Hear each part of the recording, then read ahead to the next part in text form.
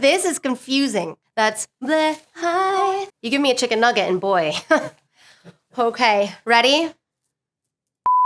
Hey, are you wondering whether you should stick to furnishings or stick to renovations and you're not sure if you should cross over to the other side? Stick with me. We're going to dive in to talk about just that.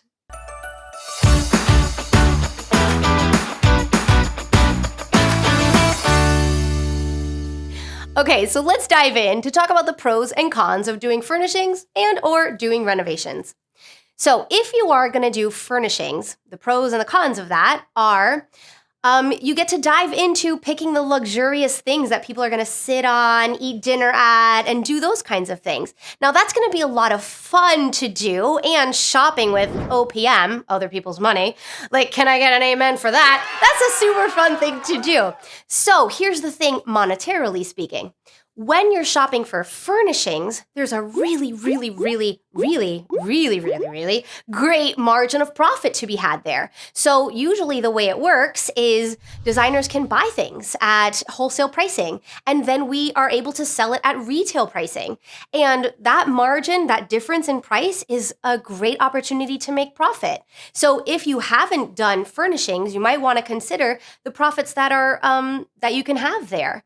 The con of doing that, the con of not doing renovations and only doing furnishings, is that you don't have the opportunity to craft the spatial qualities of the room to allow the products that you pick to sing. For example, if you wanted to put an outlet on the floor because you wanted a floor lamp behind something, you don't have the opportunity to do that necessarily if you're not touching renovations at all. And if you wanted to take down a wall or add a window or these kinds of things, change the flooring, without doing the renovation piece, you don't really get to influence the whole of the room. Sometimes we want to change the flooring to further exemplify the mood or feel that we're trying to create in the room. And if you have to work with wood floor, or you have to work with marble floor, or you have to work with porcelain floor, or a floor you don't like, then you're going to be compensating for the flooring that doesn't fit the feel of the room by area rugs and things like that. Now, that's not necessarily a good or bad thing. It's just something to consider. If you're on the other side, if you're on the side of, I only do renovations and I don't do furnishings, okay, let's talk about the pros and cons. So the pros of that is that you get to really manipulate the space and create something from scratch that can make the client's hearts soar and really makes them come alive and really dives into the functionality of the space to give them the storage that they want, or bring down a wall and open up a space if they want, add more lighting in the ceiling, things like that, that can really benefit the client.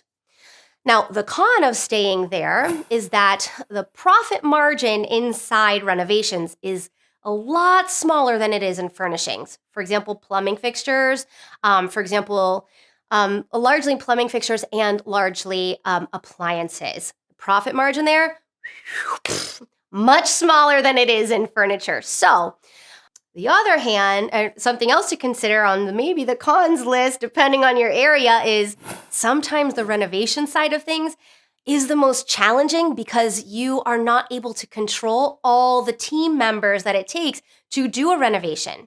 Like the contractor, the subcontractor, the plumber, the electrician, the tile layer, all these people takes a lot of hand-holding and can take a lot of babysitting, and you have to always be there to watch and those kinds of things. And a lot of problems can arise in construction that are costly.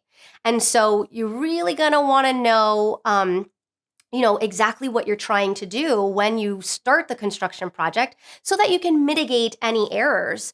So something to consider with that too. Here's the thing. I realize that decision-making can sometimes feel challenging. I get it. Decision-making can feel challenging for me too. So let's talk about how to make this decision. And right now, I bet, because I talk to a lot of designers, I bet you're thinking you could make this decision based on where the money is, what your clients are asking you to do for them, where you feel like the biggest demand is in the market. Those are great things to consider. There's one bigger thing that I would think that you also could consider. But before I get to that, let's talk about the pros and cons of each, because there are pros and cons of each.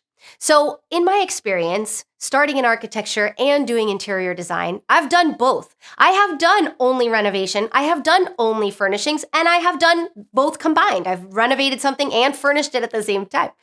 And what I have found is that, for example, in the renovation side, I remember a kitchen I did one time where it was under renovation and the kitchen had a fire burst out into the kitchen during renovation. And that was not a very easy thing to go through, but these things happen. And then in the furnishing side, we think, oh, nothing can go wrong with furniture. You're just putting stuff in, right?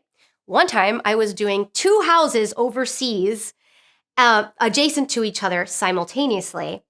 And the furniture company, moving company, delivered all the furniture from house 1 to house 2 and all the furniture from house 2 to house 1 and left. And I know I look very strong, but carrying a sofa across the sand and grass and mud and everything, oh my goodness. So pros and cons of each. Furnishings is wonderful and yummy to work with. Renovations is yummy and beautiful to see finished products. And the thing is what makes your heart come alive? Like, that's the real key. That's the real decision-making factor. That is the most important thing. We can figure out the money side of it. We can figure out the messaging side of how to attract the clients that want exactly what you provide. We can figure out how to price the thing. We can figure out all this stuff. What we can't create for you is that feeling of love, that feeling of your heart is overflowing into the people that you're serving. That's what we can't build. That has to come from within. So what I would invite you to do is this one thing. Lean in to what you think would be fun. Lean out of what you think you should. A friend of mine says, stop shoulding yourself. So I'm going to invite you to stop shoulding yourself and stop. I didn't mean to stop. I just didn't know what else to say.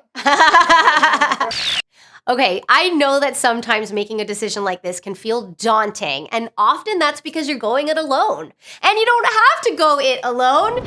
Come on over to biographicaldesign.com, where there will be tips and tricks and a community waiting for you with open arms to embrace you on this journey. And you can also book a call with me at thedesignershotline.com, where I personally would be happy to deep dive on this topic with you. We can talk about pricing strategies, marketing strategies for whichever decision you pick. It would be my pleasure. I can't wait to see you there. I love you. Until next time, goodbye.